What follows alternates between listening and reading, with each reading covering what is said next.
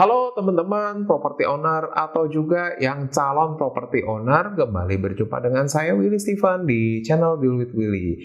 Ya, pada kesempatan banyak video saya sebelumnya, saya sering bicara bahwa salah satu bisnis yang lagi hot-hotnya dan kedepannya bakal terus masih hot untuk waktu yang lama adalah bisnis property cost ya.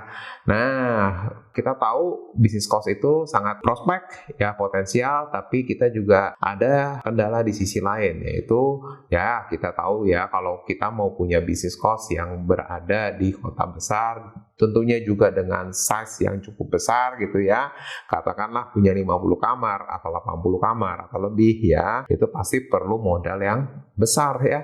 Nah, untuk modal yang besar itu kan tentu aja kalau kita mau usahakan sendiri pasti ada keterbatasannya. Ya, ini ada beberapa opsi bagaimana supaya kita bisa membeli rumah kos ya, tetap bisa bisnis kos tapi dengan modal yang terbatas. Ya, salah satu solusi yang akan saya bahas adalah yaitu dengan cara joinan properti. Nah, apa tuh joinan properti? Ya, oke, kita langsung masuk ya. Pembahasan dari joinan properti di sini adalah kita beli properti rumah kosnya itu dengan joinan ya. Jadi nggak cuma satu ya, tapi kalau di sini kan saya ngomong 1+1 yaitu ada 2, itu minimal. Bisa juga lebih, tapi saya persempit dulu lah. Kita bahas bagaimana kita bisa joinan beli properti rumah kos yaitu dengan 2 orang ya. Jadi di sini kita perlu pahami dulu apa saja yang harus dipersiapkan dan apa saja yang menjadi kewajiban termasuk kelebihan dan kekurangannya. Tapi sebelum saya bahas lebih lanjut ya, jangan lupa like dulu dan subscribe ya channel ini supaya kamu tidak ketinggalan video saya berikutnya. Aktifkan juga lonceng notifikasinya.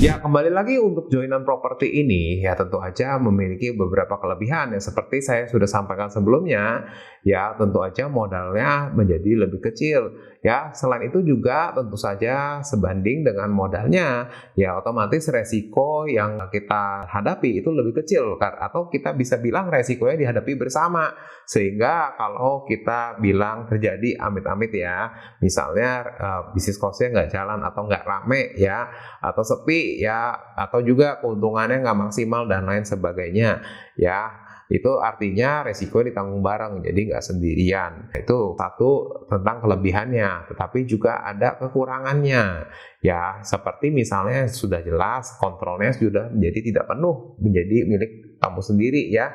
Jadi ini harus punya partner yang kompak ya. Kalau terjadi misalnya partnernya tidak kompak ya, atau beda tujuan ya, tentunya ini akan jadi masalah ya, sehingga tentu aja berpotensi konflik ya dalam hal ini ya. Jadi itulah gambaran untuk kelebihan dan kekurangannya dalam joinan properti ya. Selanjutnya kita mulai masuk ke bagian pembahasan masing-masing topik ya dari joinan properti ini ya, seperti misalnya siapa nih yang berhak memegang sertifikat dari propertinya ya. Seperti kalau yang kita bahas ya, kalau joinan properti misalkan kita berdua ya, nah itu berarti ada 2 nama, yaitu kamu dan partner kamu yang ada di dalam sertifikat itu. Nah, kembali siapa yang harus memegang sertifikatnya, karena sertifikatnya cuma ada 1, itu memang tidak ada yang mengatur.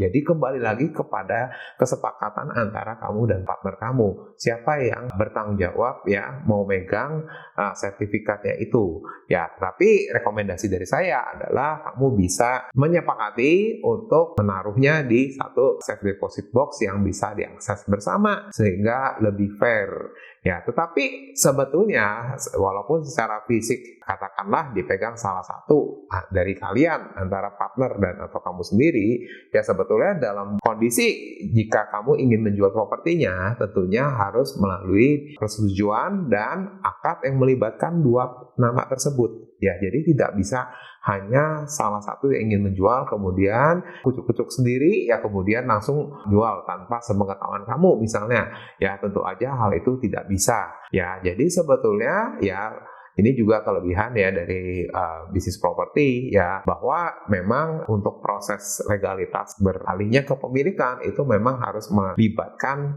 pihak-pihak yang tercatat namanya. Nah, kita masuk lagi ke pembahasan berikutnya, yaitu bagaimana cara menghindari resiko. Resiko terbesar dari joinan properti itu adalah konflik ya. Nah, oleh karena itu kita harus persiapkan segala sesuatunya dengan jelas di awal. Seperti misalnya masing-masing kewajiban dari pemilik ya, pemilik propertinya, yaitu kamu dan partner kamu, apa saja kewajibannya.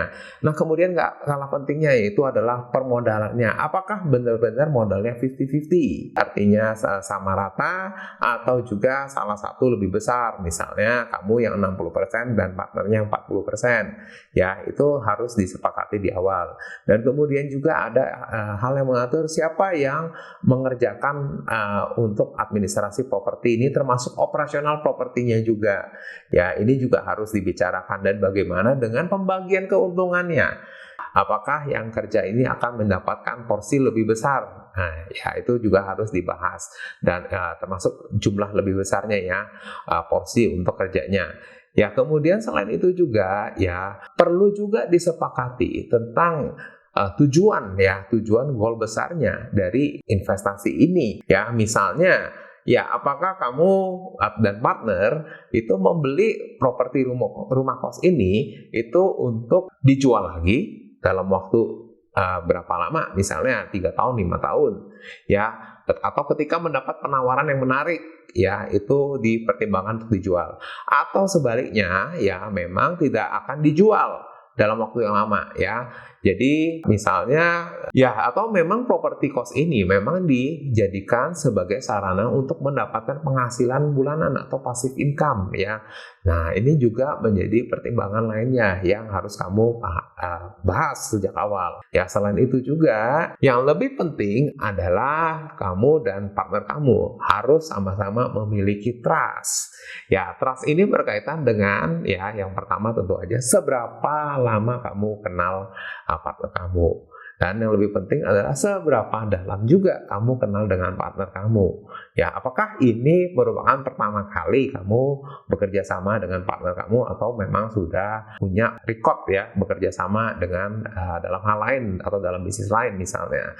Ya, tentunya ini akan mempengaruhi. Tapi juga ada pengalaman dari klien saya, ya mereka beli joinan properti ya, apartemen juga. Nah, itu mereka bukan orang yang sudah kenal lama, tapi baru kenal dalam waktu yang cukup singkat ya, tapi bisa saling percaya gitu, saling percaya untuk joinan properti, dan hasilnya sampai saat ini sudah lebih dari 10 tahun ya, mereka menikmati hasil sewa propertinya bersama-sama, dan tidak ada niat untuk menjual, termasuk juga niat untuk keluar dari kerjasamanya seperti itu. Ya, selain itu tentu aja ada opsi lain yang bisa dipertimbangkan. Misalnya kamu dan partner kamu itu membuat satu badan hukum atau PT. Ya, dan kemudian PT itulah yang membeli aset properti ya, rumah kos itu. Ini juga bisa menjadi sebuah keuntungan buat kamu yang terutama ya nantinya ada pemikiran untuk menjual asetnya lebih mudah, karena ya lebih mudah untuk menjual saham dari perusahaan tersebut daripada menjual propertinya secara keseluruhan. Ya, itu hal-hal yang bisa dipertimbangkan. Ya, sekarang kita masuk lagi ke topik selanjutnya, yaitu bagaimana kita membagi keuntungan. Ya, ini seperti yang sudah saya sampaikan sebelumnya, ini juga harus dibahas. Tapi selain porsi dari modal yang tentunya menjadi penentu pembagian keuntungan, yang lebih penting adalah kejelasan dari program kerjanya. Ya, misalnya dalam hal ini tentunya ketika mendapatkan penghasilan dari rumah kos itu, apakah akan digunakan untuk pengembangan misalnya ya, penambahan jumlah kamar, atau juga maintenance dari rumah kosnya.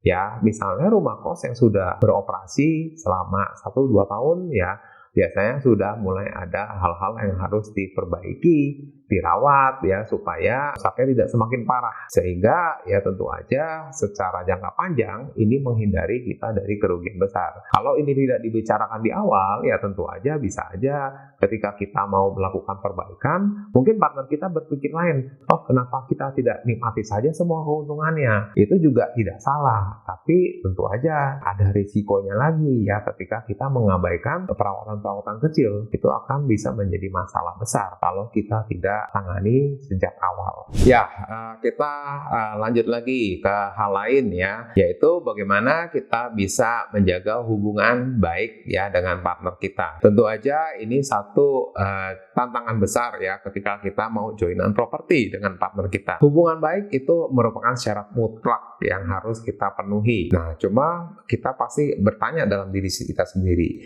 ya kalau saya sih pasti bisa menjaga hubungan baik, tapi apakah saya yakin dengan partner saya itu bisa tetap menjalankan hubungan baik dengan sayanya? Ya, termasuk mungkin ketika satu hari ini sudah pindah generasi ya, katakanlah aset properti ini sudah menjadi urusan anak-anaknya. Ini ada beberapa tips ya yang bisa saya sampaikan. Ya tentu aja pertama tadi kita harus tahu dari awal ya, kenal dalam ya, secara mendalam partner kita itu siapa ya. Tapi yang nggak kalah pentingnya bagaimana kita bisa merawat ya, memaintain hubungan baik itu ya. Saran saya ya seringlah adakan pertemuan dan komunikasi ya antara kita dengan partner kita ya. Tapi itu juga tidak cukup hanya di sebatas itu ya, karena kamu juga harus bisa melibatkan keluarga kamu. Ya paling simpelnya adalah menjalankan silaturahmi ya setiap tahunnya ya, seperti makan bersama. Ajaklah istri, pasangan ya, dan juga anak-anak, sehingga tentu aja ya dengan demikian anak dari kamu ya tentu aja bisa kenal dengan anak partner kamu ya. Tentunya dengan perkenalan ini yang terjalin dari tahun ke tahun, ini harusnya sudah bisa meminimalisir konflik yang bisa terjadi ya, karena tentu aja semuanya sudah mengalami proses yang memakan waktu lama ya, sehingga hubungan erat itu pasti tetap bisa terjaga. Ya, kita masuk lagi ke topik selanjutnya, bagaimana kamu dan partner kamu bisa mendapatkan hasil yang maksimal. Ya, dalam hal ini tentu aja ya saya sangat merekomendasikan kamu untuk mempertimbangkan menggunakan operator properti. Ya, tentu aja saya nggak akan bicara supaya tidak repot ya, termasuk juga autopilot dan lain hal sebagainya. Tapi yang lebih penting adalah bagaimana supaya kamu dan partner kamu bisa menjaga masing-masing saling tetap independen ya, artinya tidak turun ke lapangan ya, tidak mencampuri operasional. Karena kalau salah satu dari kamu dan partner ya turut menghandle operasional ya, tentunya diperlukan kepercayaan lebih ya.